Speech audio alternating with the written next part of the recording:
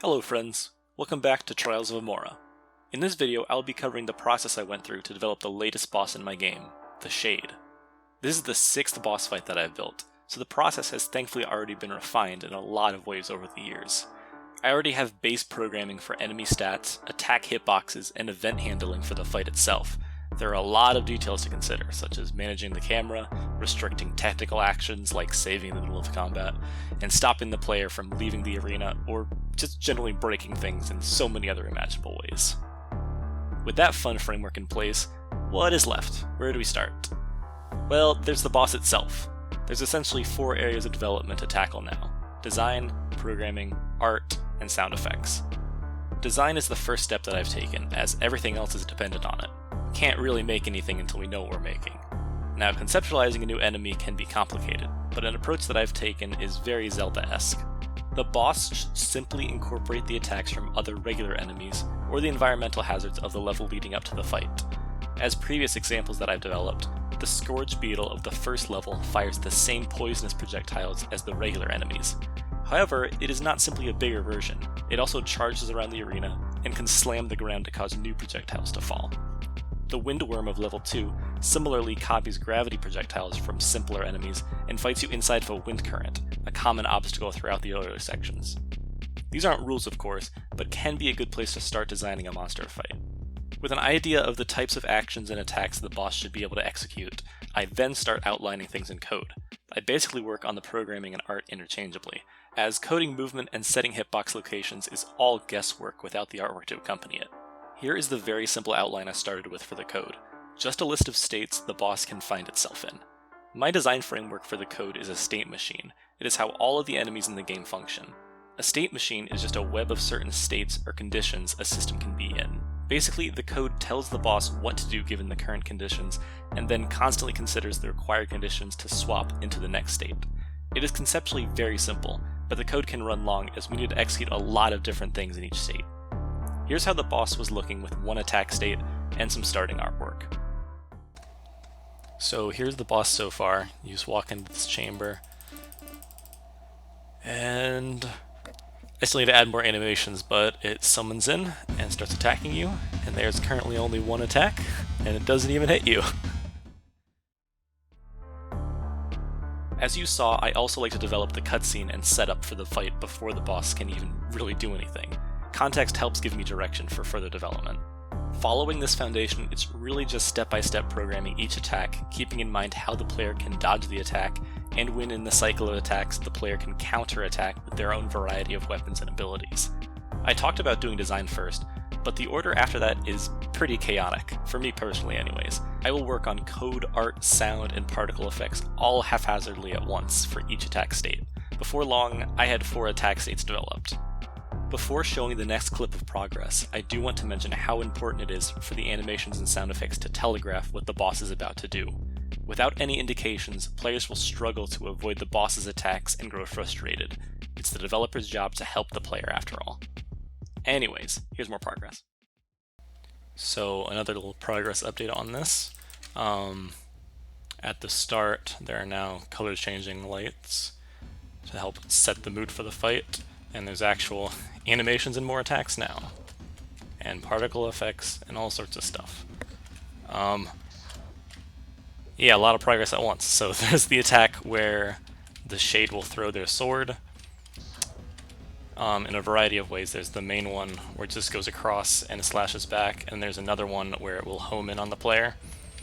The Shade will also... oh, see, there's the homing attack one. The Shade will also jump into the ceiling and make projectiles fly everywhere. The AI is currently all just random though, so I kind of have to wait for it to do that. I also added... oh, yep. There's the ceiling jump, and then the projectiles bounce up and down. Ow, jeez. Jeez! Oh! Yeah, lots of particle effects, lots of fun. About halfway done with the attacks. Let's keep on adding more.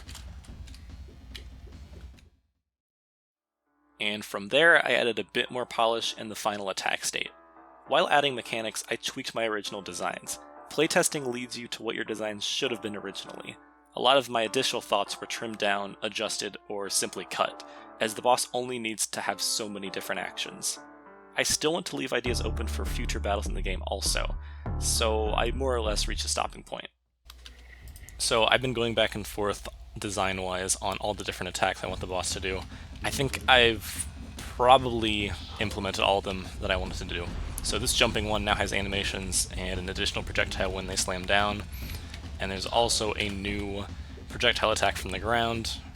The shadow can both throw their sword and fire little shadow balls if they pick to do it this time.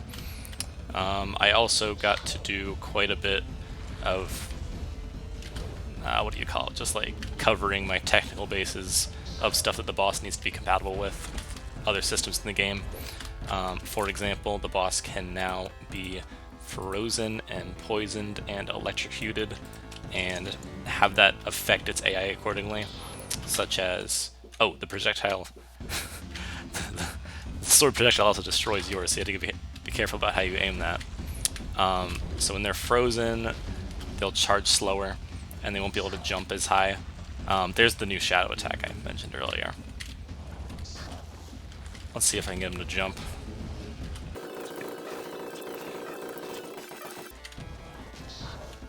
There we go, finally. And because they're frozen, they can't actually even make it all the way up there. They just slam back down and skip a portion of the attack. Same thing when they're electrocuted. The electrocution damage is just the base damage, there's no amplification until the boss, same thing as before, jumps up into the air, isn't grounded anymore, takes bonus damage. Ow. Oh my goodness. As soon as they jump.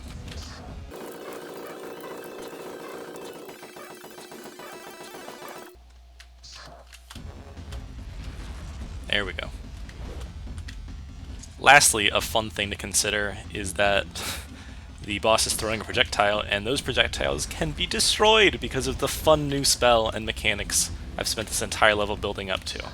So when you destroy the sword that the boss throws, they have to make a new sword as soon as they throw it.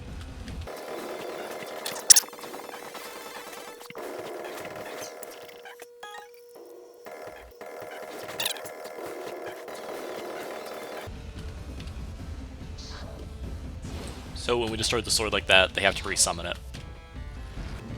As mentioned before, like all the other bosses, the different attack patterns are chosen randomly. I might adjust that in the future, but for now I think it's sufficiently difficult. At this point, more or less everything's done. I might tweak the animations a little bit, and more importantly, tweak the attacks to make it more balanced and fair and actually fun to fight. But yeah, doing pretty good. I hope this little progression gave some insight. So without going into great technical detail and artistic time lapses, that's basically how I added a new boss to my game. I hope this discussion and showcasing was worthwhile to you. Feel free to leave any suggestions on boss design that I should have taken into account. And until next time, I'll see you later, friends.